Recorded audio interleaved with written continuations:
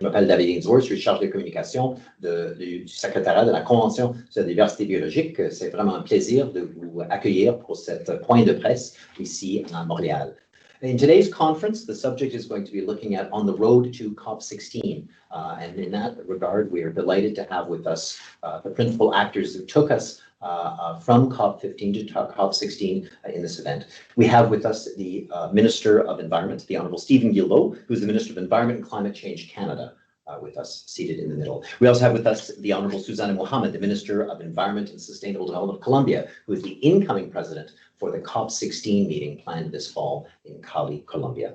And we have Astrid Schomaker with us, the Executive Secretary of the Convention on Biological Diversity. And sitting right beside me here is David Cooper, who is the Deputy Executive Secretary of the Convention on Biological Diversity. And the four of these people will be taking questions from you in today's meeting.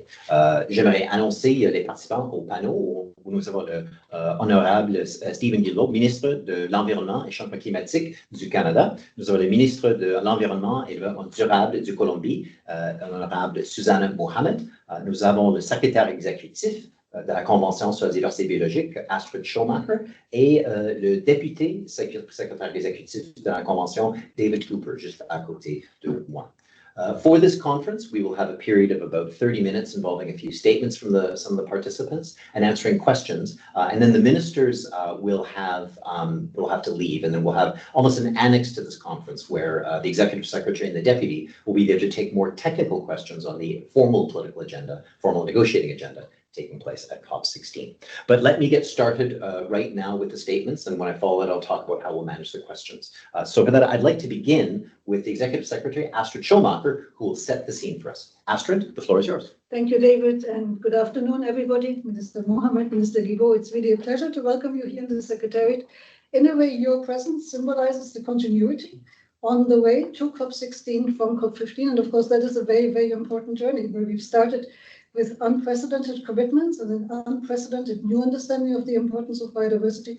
And now, under your leadership, Minister Muhammad, the COP16 parties will have to demonstrate that they actually walk the talk. So they haven't just promised, but they put their promises into action. And in order to support this sort of movement for more biodiversity, the Colombian presidency has given us an excellent motto for the conference, Peace with Nature. It's going to be the theme of COP16. And we see that really as a powerful call to action. And of course, it also chimes in very nicely with the UN Secretary General's call to make peace with nature, which he described in a landmark address in December 2022, saying that making peace with nature is the defining task of the 21st century. And the way we see it, the Kunming-Montreal Global Biodiversity Framework, the KMGBF, is actually the blueprint for making peace with nature. It has 4 goals, and these are about protecting and restoring nature, prospering with nature, sharing the benefits that nature brings to us fairly, and then investing and collaborating with nature. And all of these issues are on the agenda of COP16. Now, most importantly, and I already said it, is to demonstrate that COP15 has brought forward unprecedented action, just as COP15 itself was an unprecedented agreement. So we will be looking at COP15 and how countries have started their journey of implementation to 2030. This is done either via national biodiversity strategy and action plans, and then also targets that countries have to put forward. And the deadline for that is COP16, but we are pleased, for example, to say that already 61 parties have come forward with more than 1,500 targets, which we're now analyzing and can report on at COP16.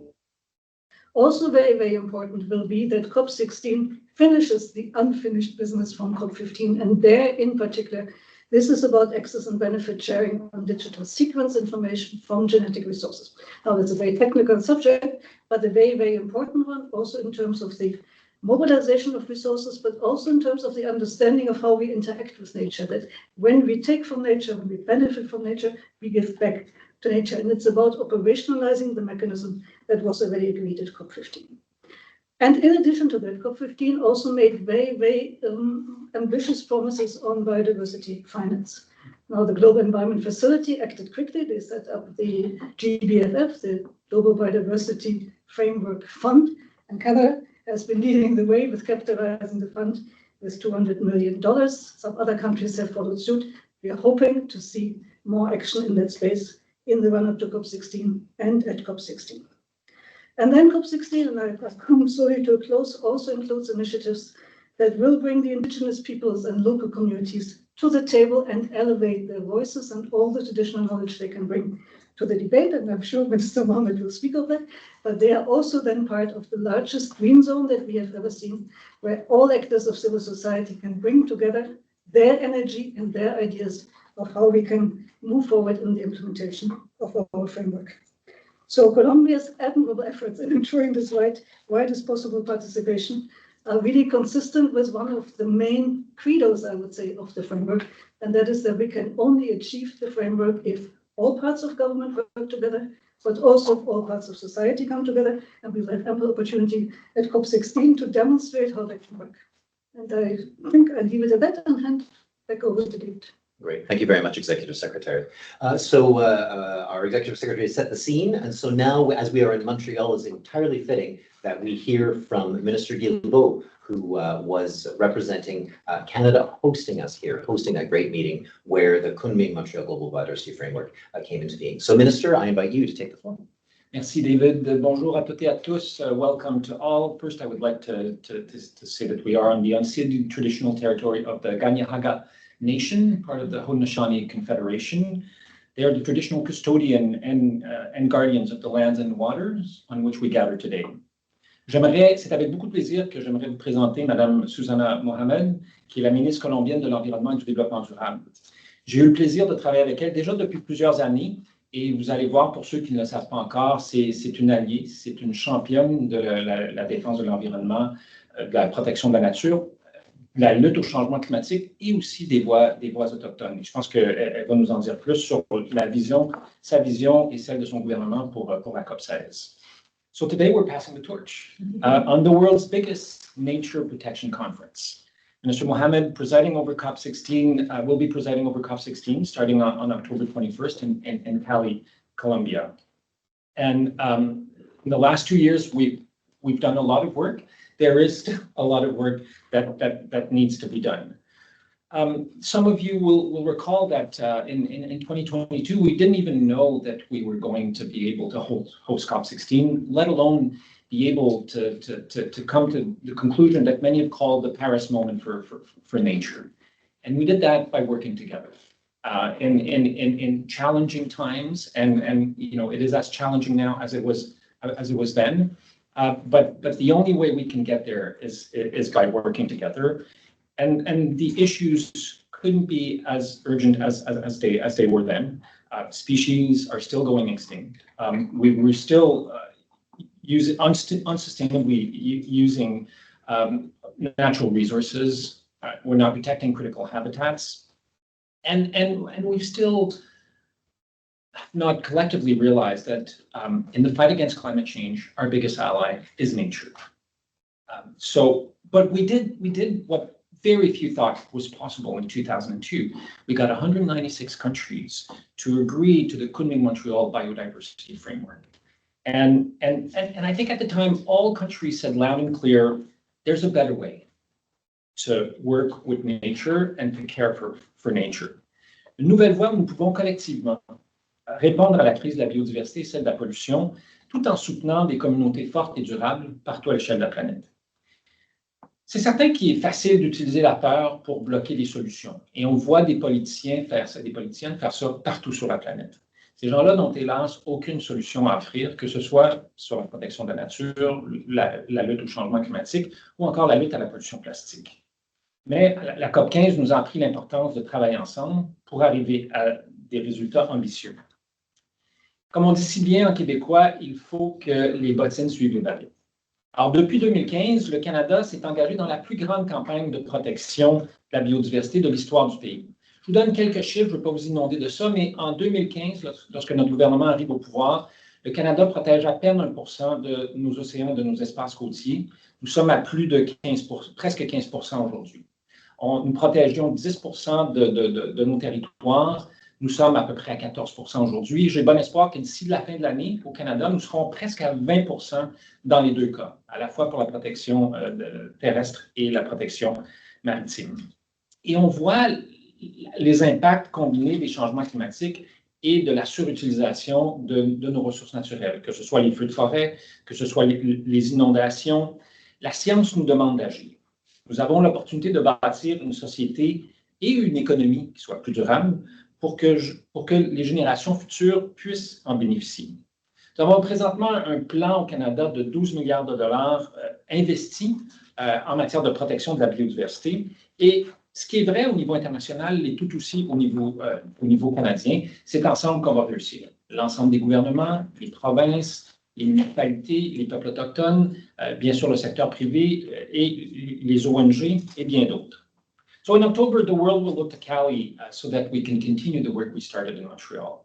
Countries, provinces, indigenous nations, cities, private sector, all partners must again come together to make progress on protecting the planet before it is too late. Together, we can find ways to mobilize, innovate, and respond to the biodiversity crisis. I'm happy now to pass it on to Minister Muhamad. Bienvenida, Ministra. Muchas gracias, ministro. Un saludo a la secretaria, al Deputy Secretary. Gracias por nuestro recibimiento acá. Thank you for receiving us here in Montreal. And we have been expending 3 long days of actually going through all the negotiation processes and understanding. Another long day today. Yes. Understanding in depth what the negotiation will be about. But especially also working together with the Secretariat so we can fulfill a role as a host country and be able to welcome the world to move forward one step further regarding the global biodiversity framework. In this 21st century, and that's the main motivation why Colombia decided to host this conference, we see there is a double movement that humanity has to make. The first one is decarbonize and have that just energy transition. We have to be just, I emphasize.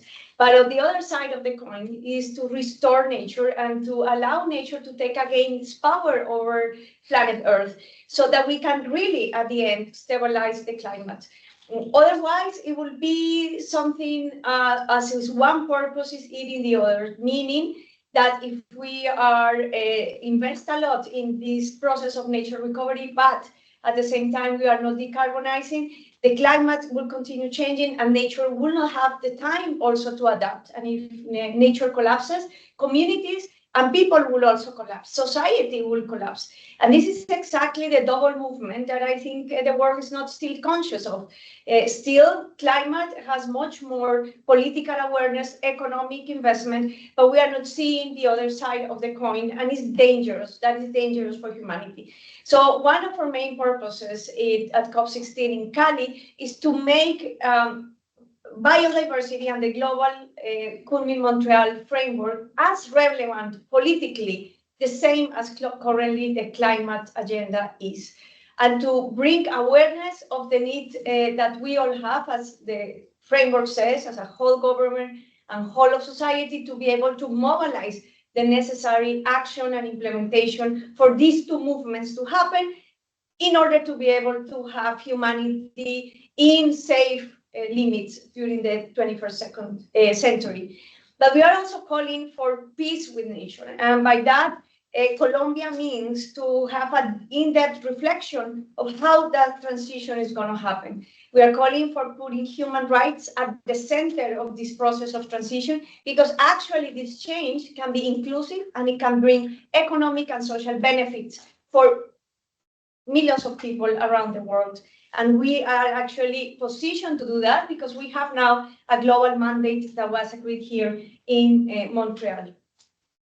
But it means also that all of society can mobilize. It means that we need to rethink the way we live, and making peace with nature will be a central question of how we redefine business, how we redefine the economy, how we redefine the way we build cities, how we redefine the way we live. And if we incorporate, as Minister Guilbeault said, nature as our main ally, as actually a force for life, and change that relationship, that mental relationship of nature as a resource, but rather we come back to this ecosystem cycles, for sure we're going to be able to build some new perspectives on society. So how we're going to do this is by creating a participatory and action zone. We call it the green zone, where we have openly invited stakeholders to put their perspectives. We have divided that zone during the 12 days with 12 themes,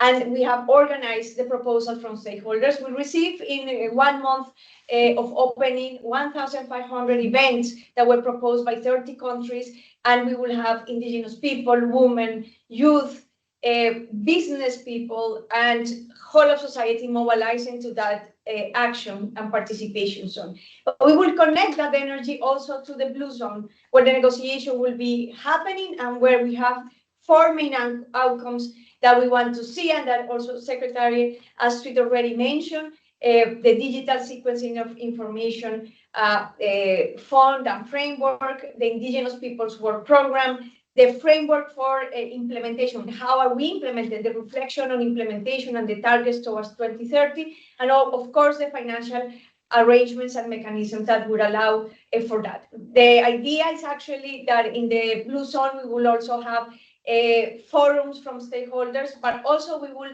bring those voices from the green zone so that we can fulfill one of our commitments as Colombian governments, that this will be people's code. And by that, we mean that we want to materialize that principle of the Kunming-Montreal framework, which is whole of society, whole of government mobilized. Hopefully, at the end of COP16, beyond the very successful negotiation processes and agreements by governments, the participation of many stakeholders, we can gather a new vision, a new energy that allows for a coalition, the Peace for Nature coalition, to start mobilizing around the world the energy required for this change to happen. So we are very excited. Lots of work happening at the moment, but very much looking forward to welcoming you all in Cali, Colombia. Excellent. Thank you very much, Minister. Thank you, ministers, and thank you, Executive Secretary, for your comments.